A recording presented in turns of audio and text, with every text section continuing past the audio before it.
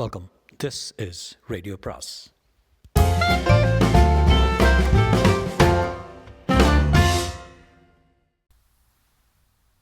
அனைவருக்கும் அன்பு வணக்கம். கல்கியின் பார்த்திபன் கனவு அத்தியாயம் 3.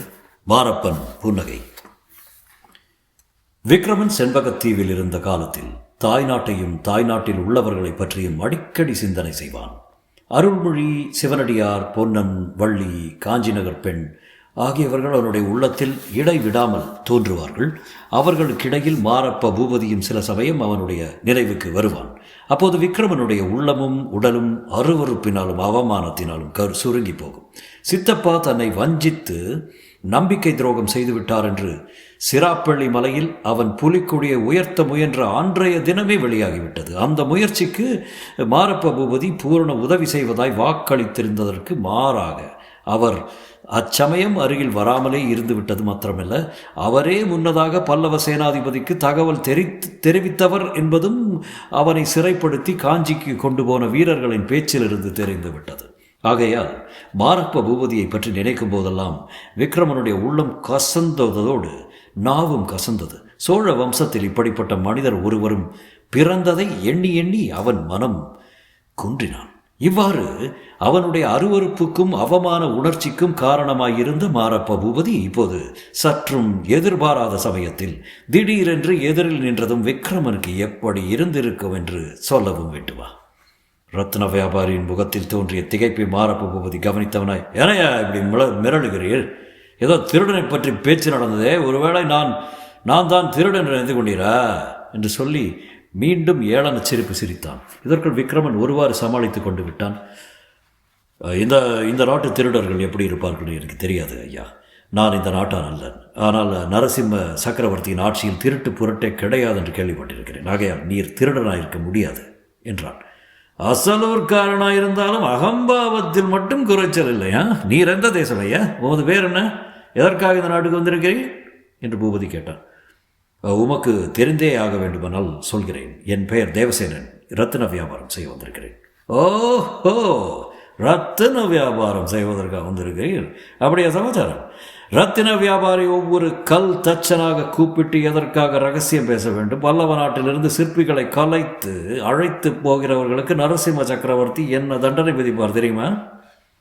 எனக்கு தெரியாது ஐயா. நான் தான் அயல் நாட்டான் என்றேனே. இவ்வளவு விசாரணை புரியும் நீர் யார் என்று எனக்கு தெரியவில்லையே. மாரப்ப பூபதி கடகடவென்று சிரித்தார். நான் யார் என்று தெரியவில்லையா? நல்லது. வெண்ணாற்றங்கரை போர்க்களத்தில் உயிரை விட்ட பார்த்திவ மகாராஜாவுக்கு உடன் பிறந்த சகோதரன் நான். தற்சமயம் சோழ நாட்டின் பிரதம சேனாதிபதி. இப்படி சொல்லிய போது ரத்ன வியாபாரியின் முகத்தில் ஏதாவது மாறுதல் தெரிகிறதா என்று மாரப்பன் உற்று பார்த்தான். ஒன்றும் தெரியாமல் போகவே, என்னுடைய கீர்த்தி உம்முடைய காதுக்கு எட்டீராவிட்டாலும் வீராதி வீரன் சூராதி சூரனுமான பார்த்திவ மகாராஜாவின் புகழ் கண்டிப்பாக எட்டியிருக்க வேண்டுமே. அந்த பெயரை கூட நீர் கேட்டதில்லையா? அப்படி எந்த கண்காணாத தேசத்து மனுஷர் ஐயா நீர் என்று கேட்டான். ரத்ன வியாபாரி சற்று யோசிப்பவன் போல காணப்பட்டான். பிறகு அவன் மாரப்பனை ஏறிட்டு பார்த்து, ஆமாம், பார்த்திப மகாராஜாவின் புகழை நிச்சயம் கேள்விப்பட்டிருக்கிறேன். அவருடைய புதல்வர் விக்ரமர் தான் இப்போது எங்கள் செண்பகத்தீவுக்கு அரசர். நான் அவருடைய பிரஜை. ஆகையால் பார்த்திப மகாராஜாவை பற்றி கெடுதலாகவோ பரிகாசமாகவோ எதுவும் என் காது கேட்க சொல்ல வேண்டாம் என்றான். மாரப்பனுடைய முகத்தில் இப்போது சிறிது திகைப்பு காணப்பட்டது. ஆயினும் அவன் உடனே சமாளித்து கொண்டு கூறினான். ஓஹோ, அவ்வளவு ராஜபக்தி உள்ள பிரஜையா நீர்? உம்முடைய முகத்தில் வெடித்தாலே புண்ணியம் ஐயா. அதனால்தான் உம்மை விட்டு போகவே மனம் வர மாட்டேன் என்கிறது. ஆமாம், உமது பெயர் என்னன்னு சொன்னீர்? தேவசேனன். தேவசேனன், ஆஹா, என்ன திவ்யமான பெயர். இவ்வுலகில் பெயர் புகழ் எல்லாம் பொய் என்று சொல்வதற்கு எவ்வளவு பிசகு. உம்முடைய பெயருக்காகவே உம்மிடம் ரத்தினம் வாங்கலாம். இருக்கட்டும், கோமகள் குந்தவி தேவி ரத்தினம் வாங்குவதற்குத்தானே உண்மை அரண்மனைக்கு வர சொல்லியிருக்கிறார்கள். கோமகள் குந்தவி தேவியா? யாரை சொல்கிறீர் என்று ரத்தின வியாபாரி உண்மையான வியப்புடனே கேட்டான். இப்போது பல்லக்கில் போனாலே அந்த தேவியை தான். அவள் குந்தவி தேவியின் தோழி மாதவி அல்லவா? ஓஹோ, உன்னிடம் அப்படி ஒரு பொய் சொல்லி வைத்தாளாக்கும். அப்பாவுக்கு ஏற்ற பெண் தான். நீ இந்த தேசத்து மனுஷன் அல்ல என்று நிச்சயமாக தெரிகிறது. அல்லது இந்த தேசத்தை விட்டு வெளியேற்றப்பட்டவனாக இருக்க வேண்டும். இந்த இடத்தில் மாரப்ப பூபதி தனக்குத்தானே பேசிக்கொண்டான். பிறகு திடீரென்று தேவசேனனை உற்று பார்த்து, ஆமாம், உங்கள் தேசத்து ராஜா விக்ரமன் என்று சொன்னீரே, அவனுடைய தாயார் அருள்மொழி ராணிக்கு நேர்ந்த விபத்தை பற்றி அவனுக்கு தெரியுமா என்று கேட்டான். இந்த கேள்வியினால் மாரப்ப பூபதி என்ன எதிர்பார்த்தானோ அது சித்தியாகிவிட்டது. இத்தனை நேரமும் மாறாமல் பதுமை போலிருந்த ரத்ன வியாபாரியின் முகம் மாறிவிட்டது. அளவில்லாத பீதியுடன் ஆத்திரத்துடன், என்ன அருள்மொழி ராணிக்கு என்ன என்று அவன் அலறிக்கொண்டு கேட்டான். மாரப்பன் முகத்தில் புன்னகை தவழ்ந்தது. அதே சமயத்தில் அவர்களுக்கு பின்னால் வெகு சமீபத்தில் ஒரு பெரும் கோலாகல கோஷம் எழுந்தது. வாதாபியை அழித்து வாகை சூடிய நரசிம்ம பல்லவ வேந்திரர் வாழ்க, ஜெய விஜயீ பவ என்று ஏக காலத்தில் அநேக குரல்களில் இருந்து வாழ்த்தொலிகள் கிளம்பி ஆரவாரித்தன. சக்கரவர்த்தி வருகிறார், சக்கரவர்த்தி வருகிறார் என்று பலர் பேசுவது காதில் விழுந்தது. அத்தியாயம் 4. வழிப்பறி. சக்கரவர்த்தி கம்பீரமான பட்டத்து யானை மீது ஆரோகணித்து வந்தார். அவர் நெடுங்காலத்துக்கு பிறகு மாமல்லபுரத்துக்கு வந்தபடியாலும் முன்னறிவிப்பு இல்லாமல் எதிர்பாராத விதமாக வந்தபடியாலும் நகரவாசிகள் பட்டத்து யானையை சூழ்ந்து கொண்டு அளவில்லா ஆரவாரங்களை செய்தார்கள். இந்த ஆரவாரம் காதில் விழுந்ததும் மாரப்ப பூபதி குதிரையை செலுத்திக் கொண்டு அவசரமாக அங்கிருந்து நழுவிச் சென்றான். தேவசேனன் வீதியோரமாக ஒதுங்கி நின்றான். அவன் நெஞ்சு படபடவென்று அடித்துக் கொண்டது. சக்கரவர்த்தியை தான் பார்க்கக்கூடாதென்று அவன் பல்லை கடித்துக்கொண்டு வேறு திசையை நோக்கி நின்றான். ஆனால் பட்டத்து யானை அவன் நின்ற இடத்துக்கு நேராக வீதியில் சென்றபோது அவனுடைய உறுதி கரைந்தது. சோழ வம்சத்தின் பரம வைரியானாலும் உலகெல்லாம் புகழ் பரப்பிய வீராதி வீரர் அல்லவா நரசிம்ம சக்கரவர்த்தி. அவனை அறியாமலே அவனுடைய பார்வை அவர் மீது சென்றது. அச்சமயத்தில் சக்கரவர்த்தியும் அவன் நின்ற பக்கமாக தம்முடைய கண்ணோட்டத்தை செலுத்தினார். அந்த கண்ணோட்டத்தின் போது ரத்ன வியாபாரியின் முகமும் ஒரு வினாடி நேரம் அவருடைய பார்வைக்கு இலக்காயிற்று. ஆனால் அப்படி பார்க்கும்போது அவருடைய கண்களில் தினை அளவும் மாறுதல் காணப்படவில்லை. கண்ணிமைகள் சிறிது மேலே போகக்கூட இல்லை. அவருடைய முகத்தை தாண்டிக்கொண்டு அவருடைய பார்வை அப்பால் சென்றுவிட்டது. பட்டத்து யானையும் மேலே சென்றது. ரத்தின வியாபாரி பெரும் ஆபத்திலிருந்து தப்பியவன் போல் ஆழ்ந்த பெருமூச்சு விட்டான். ஜனக்கூட்டம் எல்லாம் போகும் வரைக்கும் சற்று நேரம் அங்கேயே நின்று அவன் யோசனை செய்து கொண்டிருந்தான். அவன் உள்ளத்தில் பெரும் குழப்பம் உண்டாயிற்று. முக்கியமாக மாரப்ப பூபதியை அங்கே சந்தித்ததை எண்ணிய போது நெஞ்சம் துணுக்கமுற்றது. சித்தப்பா தான் இப்போது சோழ நாட்டு சேனாதிபதியாமே. அவருடைய துரோகத்துக்கு கூலி கிடைத்து விட்டதாகவும் தன்னிடம் ஏன் அவ்விதம் பேசினார்? ஒருவேளை அடையாளம் கண்டு கொண்டிருப்பாரோ? அந்த பெண் உண்மையில் சக்கரவர்த்தியின் குமாரிதானா? அப்படியானால் தன்னிடம் எதற்காக பெயரை மாற்றி கூறினாள்? அரண்மனைக்கு வரும்படி ஏன் வற்புறுத்தி சொன்னால் 4 புறத்திலும் தன்னை அபாயங்கள் சூழ்ந்திருப்பதாக தேவசேனனுக்கு தோன்றியது. இனிமேல் மாமல்லபுரத்தில் இருந்தால் விபரீதங்கள் நேரலாம் என்று நினைத்தான். மேலும் அருள்மொழி தேவியை பற்றி மாரப்ப பூபதி மர்மமாக சொன்னதை நினைத்தபோது அவனுடைய நெஞ்சு துடித்தது. முதலில் உறையூருக்கு போய் அன்னையை பார்க்க வேண்டும். மற்ற காரியங்கள் எல்லாம் பிறகு பார்த்து கொள்ளலாம். மாமல்லபுரத்தில் ஒரு குதிரையை வாங்கி கொண்டு உறையூருக்கும் போகலாம் என்ற உத்தேசம் விக்ரமனுக்கு இருந்தது.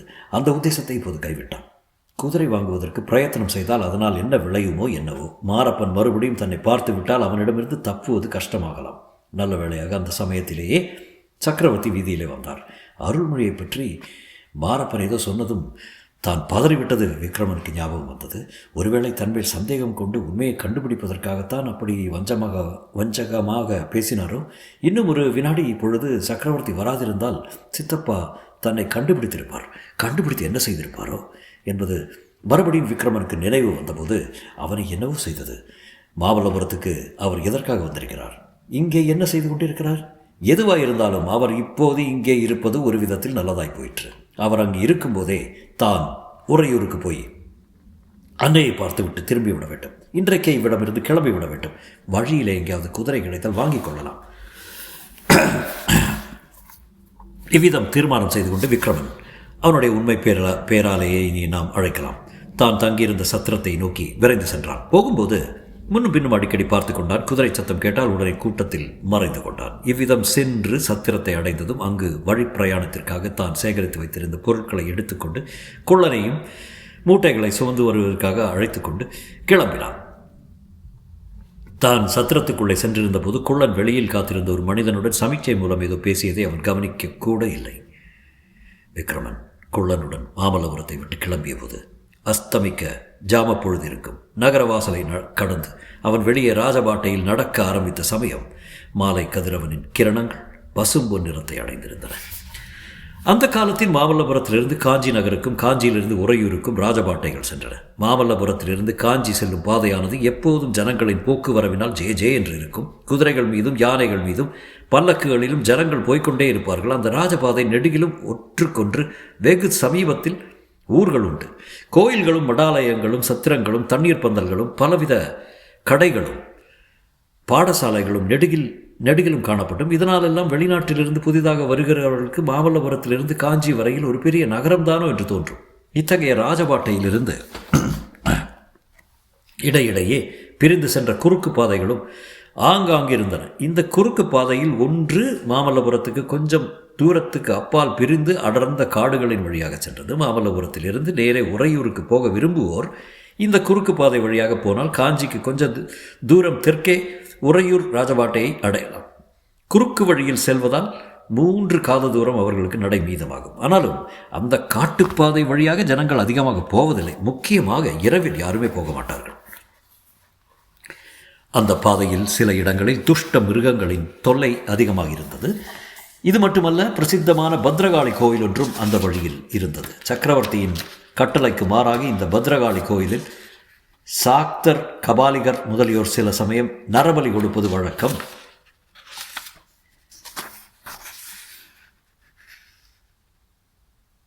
என்று வதந்தி இருந்தபடியால் இரவு நேரத்தில் அந்த பாதை வழியாக போக எப்பேற்பட்ட வீரர்களும் தயங்குவார்கள்.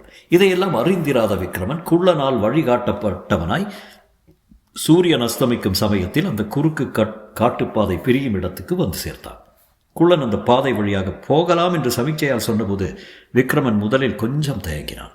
பிறகு பயம் என்ன என்று எண்ணி மனதை திடப்படுத்தி கொண்டு அந்த குறுக்கு பாதையில் இறங்கினான். உறையூருக்கு சீக்கிரத்தில் போய் அன்னையை பார்க்க வேண்டும் என்ற ஆர்வமானது அவனுடைய மனத்தை திடப்படுத்தி கொள்ள உதவியாயிருந்தது. அதோடு இன்னொரு காரணமும் இருந்தது. அந்த முச்சந்திக்கு சற்று தூரத்தில் குறுக்கு பாதையில் 4 பேர் உட்கார்ந்து பேசிக் கொண்டிருந்ததை விக்ரமன் பார்த்தான். அவன் குறுக்கு பாதையில் இறங்கிய உடனே மேற்சொன்ன 4வரும் எழுந்திருந்து விறுவிறு என்று நடக்கத் தொடங்கினார்கள்.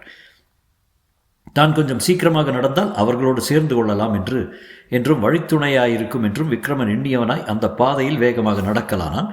ஆனால் குள்ளன் வழக்கத்தை காட்டிலும் கொஞ்சம் மெதுவாகவே நடந்தபடியால் விக்ரமனுடைய எண்ணம் நிறைவேறுவதாயில்லை. அந்த பாதையில் போக போக இருபுறங்களிலும் காடு அடர்த்தியாகி கொண்டு வந்தது. முன்னிருட்டு காலமாதலால் நாலாபுரத்திலிருந்தும் இருள் சூழ்ந்து கொண்டு வந்தது. சற்று நேரத்துக்கெல்லாம் நன்றாய் இருட்டிவிட்டது.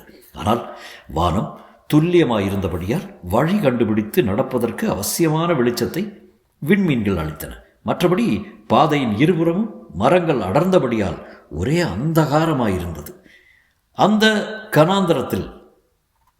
வனாந்தர பிரதேசத்தில் எண்ணில் அடங்காத மின்மினிகள் பிரகாசித்துக் கொண்டிருந்த காட்சியானது வனதேவதைகள் தங்களுடைய மாயாஜால சக்தியினால் தீபாலங்காரம் செய்தது போல தோன்றியது. நேரமாக ஆக விக்ரமனுடைய தீரம் மிகுந்த உள்ளத்தில் கூட சிறிது பதைவதைப்பு உண்டாகத் தொடங்கியது. காட்டில் சில சமயம் சலசலப்பு சத்தம் உண்டாகும். துஷ்ட மிருகங்களின் குரல் ஒலியும் ஆந்தைகளின் அருவருப்பான கூவலும் கேட்கும். இந்த காட்டுப்பாதை இப்படியே எவ்வளவு தூரம் வரை போகும், இரவில் எங்கே தங்கலாம் என்னும் விஷயங்களை அந்த ஊமை குள்ளனிடம் விக்ரமன் கேட்டு தெரிந்து கொள்ள விரும்பினான். ஆனால் இருள் காரணமாக குள்ளனுடன் சமிச்சை மூலம் சம்பாஷணை நடத்துவது எளிதாக இல்லை. இருட்டி சுமார் ஒரு ஜாம பொழுது ஆகியிருக்கும். விக்ரமன் அப்பால் போக இஷ்டப்படவில்லை. இருண்ட அந்த வனப்பிரதேசத்தில் தன்னை திடீரென்று தாக்கும் பொருட்டு அபாயங்கள் பல மறைந்து காத்திருப்பதாக அவனுடைய இருதய அந்தரங்கத்தில் ஏதோ ஒரு குரல் சொல்லிக்கொண்டே இருந்தது. திரும்பி ராஜபாட்டைக்கே போய்விடலாமா என்ற எண்ணம் உண்டாயிற்று. போக போக இந்த எண்ணம் ரொம்பவும் வலுப்பட்டது. மேலே நடக்க அவனுடைய கால்கள் மறுத்தன. குள்ளனுடைய தோளை தட்டி நிறுத்தி தானும் நின்றான்.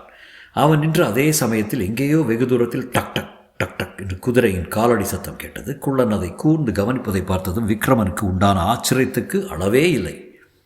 இவன் செவிடனாயிருந்தால் அவ்வளவு லேசாக சத்தம் எப்படி இவனுக்கு கேட்டது? உடனே விக்ரமன் தன் அறையில் மேலங்கியினால் மறைக்கப்பட்டு கட்டி தொங்கிய உடைவாளை பளிச்சென்று கையில் எடுத்தான். அந்த காரிருளில் நெய் தடவி தீட்டப்பட்டிருந்த கத்தியானது பளபளவென்று மின்னிற்று. விக்ரமன் குள்ளனுடைய தலையில் இருந்த பரட்டை மயிரை ஒரு கையினால் பற்றி கத்தியை ஓங்கி, அடே, உண்மை சொல்லு, நீ நிஜமாக செவிடந்தானா? உனக்கு காது கேட்பதில்லையா? உண்மையை சொல்லாவிட்டால் இங்கே இந்த க்ஷணமே இந்த வாளுக்கு பலியாகிவாய் என்றான். குள்ளன் உரத்த குரலில் சிரித்தான். கக்க கக்க கக் கக் என்று ஒலியை எழுப்பிய அந்த சிரிப்பின் பயங்கரமானது விக்ரமனுடைய உடம்பின் இரத்தத்தை உறைந்து போகும்படி செய்தது. இதனால் விக்ரமன் ஒரு கணம் திகைத்து நின்றபோது குள்ளன் அவனுடைய பிடியிலிருந்து திமிரிக்கொண்டு விடுபட்டு ஒரு 10 அடி தூரம் பாய்ந்து சென்றான். அங்கு நின்றபடி 2 கைகளையும் வாயின் அருகில் குவித்து கொண்டு மிக கோரமான நீடித்த சத்தத்தை உண்டாக்கினான். மனித குரலும் இல்லாமல் மிருகங்களின் குரலும் இல்லாமல் கேட்பதற்கு சகிக்க முடியாத அருவருப்பை உண்டாக்குவதாயிருந்த அந்த சத்தத்தை தூர இருந்து கேட்பவர்கள் பேய் பிசாசுகள் ஊளையிடுகின்றன என்று எண்ணி பீதி அடைந்தார்களானால் அதில் ஆச்சரியமடைவதற்கு இடமிராது. அந்த சத்தத்தை கேட்டபோது விக்ரமனுடைய உடம்பு ஒரு நடுங்கிற்று. ஆனாலும் உடனே அவன் சமாளித்துக் கொண்டு அந்த க்ஷணமே அக்குள்ளனை வெட்டி கொன்று விடுவது என்று தீர்மானத்துடன் பாய்ந்து சென்றான். அதே சமயத்தில் பாதையில் ஒரு பக்கத்திலிருந்து மரங்களின் மறைவிலிருந்து 4 பேர் பாய்ந்து ஓடி வந்தார்கள். அவர்களுடைய கையில் கத்திகளை கண்டதும் விக்ரமனுக்கு நெஞ்சில் பழையபடி துணிவும் தைரியமும் பிறந்தன. இருட்டினாலும் தனிமையினாலும் குள்ளனுடைய பயங்கர கூவலினாலும் மனிதர் உலகுக்கு புறம்பான பேய் உலகத்துக்கு வந்திருக்கிறோமே என்று எண்ணி மனதில் திகிலடைந்து இருந்த விக்ரமனுக்கு கத்திகளை கண்டவுடன் இந்த மனித உலகத்தை சேர்ந்த காரியம்தான் என்று நிச்சயம் ஏற்பட்டது. எனவே பீதியும் போய்விட்டது. உடனே தன் வாளை எடுத்து சுழற்ற ஆரம்பித்தான். அந்த வந்த 4 விக்ரமனை ஏக காலத்தில் தாக்கத் தொடங்கினார்கள். விக்ரமன் சக்கராகாரமாக சுழன்று அவர்களுடன் போரிட்டான். அவனுடைய கத்தியின் முதல் வீச்சிலேயே ஒருவன் படுகாயம்பட்டு கீழே விழுந்தான். இன்னொருவனுடைய கத்தி அடிபட்டு தூரே போய் விழுந்தபோது குள்ளன் மேலே விழுந்தது. அவன் வீல் என்று கத்திக்கொண்டு தரையில் சாய்ந்தான். கத்தி சண்டையில் விக்ரமன் சாதாரண மனிதன் அல்லன் என்று தெரிந்து கொண்ட மற்ற இருவரும் மிகவும் எச்சரிக்கையுடன் அவனுடைய கத்தி வீச்சுக்குள் வராமல் தூரே நின்றே சண்டையிட்டார்கள். அவர்கள் திரும்பி திரும்பி பார்த்ததிலிருந்தே யாரையோ அவர்கள் எதிர்பார்த்தது போல தோன்றியது. அதற்கு தகுந்தாற்போல் குதிரை காலடி சத்தம் அதிவிரைவாக நெருங்கி வந்து கொண்டிருந்தது. வெகு சீக்கிரத்தில் குதிரை வந்துவிட்டது. குதிரையின் மேல் ஓங்கிய கத்தியுடன் ஒரு வீரன் உட்கார்ந்திருப்பது நட்சத்திர வெளிச்சத்தில் மங்கலாக தெரிந்தது. விக்ரமனுடன் போரிட்டவர்களில் ஒருவன், எஜமான சீக்கிரம் என்று கத்தினான். குதிரையின் மேல் வருகிறவன் இவர்களுடைய எஜமானன் போலும். நம்முடைய முடிவு நெருங்கிவிட்டது என்று எண்ணினான் விக்ரமன். ஏற்கனவே அவன் சண்டையில் களைப்புற்று வந்தான். எனினும் இந்த 2 பேரையும் எப்படியாவது சமாளிக்கலாம் என்று நம்பிக்கை இருந்தது. ஆனால் குதிரையின் மேலே புதிதாக வந்த 3வது மனிதனோடும் எப்படி சண்டையிட்டு சமாளிக்க முடியும்? விக்ரமனது உள்ளத்தில் அன்னையை பார்க்காமல் போகிறோமே என்ற எண்ணம் உதித்தது. பல்லக்கிலிருந்து கனிவு ததும்பிய கண்களுடன் தன்னை பார்த்து பேசிய பெண்ணின் நினைவும் வந்தது. உடனே பட்டத்து யானை மேல் வந்த சக்கரவர்த்தியின் முகம் அவன் மனக்கண்ணின் முன் தோன்றியது. நரசிம்ம மகா சக்கரவர்த்தியின் ஆட்சியா இவ்வளவு லட்சணமாயிருக்கிறது? பல்லவ சாம்ராஜ்யத்தில் வழிப்பறியும் கொள்ளையுமா என்று நினைத்தான். இப்படிப்பட்ட சக்கரவர்த்தியா நமது சோழ நாட்டை ஆளுகிறார் என்ற எண்ணத்தினால் உண்டான ஆத்திரத்துடன் கத்தியை ஓங்கி வீசினான். இருவரில் ஒருவன் விழுந்தான். அதே சமயத்தில் குதிரை மீது வந்த வீரன் தன்னுடைய கத்தியை இன்னொருவன் மீது செலுத்த அவனும் மாண்டு விழுந்தான். விக்ரமனுக்கு உண்டான வியப்புக்கு அளவில்லை.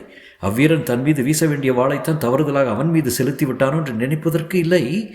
ஏனெனில் தான் மேலங்கி அணிந்திருந்தபடியாலும் அவர்கள் வெறும் உடம்பினராயிருந்தபடியாலும் எளிதில் அடையாளம் கண்டுபிடிக்கக்கூடியதாயிருந்தது. அப்படியானால் இந்த வீரன் யார்? இவர்களால் எதிர்க்கப்பட்டவன் இல்லையா? அச்சமயம் குதிரை மேலிருந்து கீழே குதித்த அவ்வீரன், ஐயா, நீர் யார்? இந்த இருட்டில் தனி வழியே வந்த காரணம் என்ன என்று வினவினான். தொடரும்.